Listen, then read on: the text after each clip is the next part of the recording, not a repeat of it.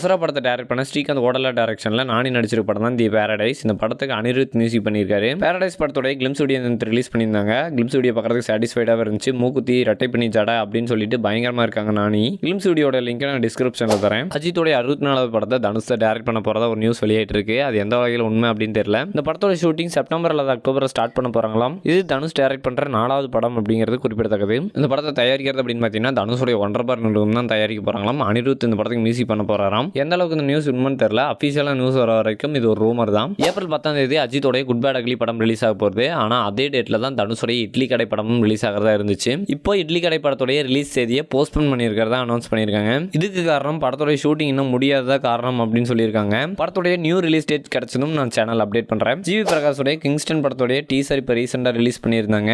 இந்த படம் இதுவரைக்கும் தமிழ் சினிமாவில் பார்க்காத மாதிரி சி பேஸ்டு அட்வென்ச்சர் த்ரில்லராக எடுத்திருக்காங்க. இந்த படம் Pirates of the Caribbean series மாதிரி மொத்தமாக 4 பாட்டாக ரிலீஸ் ஆக போகிறது மாதிரி அனௌன்ஸ் பண்ணியிருக்காங்க.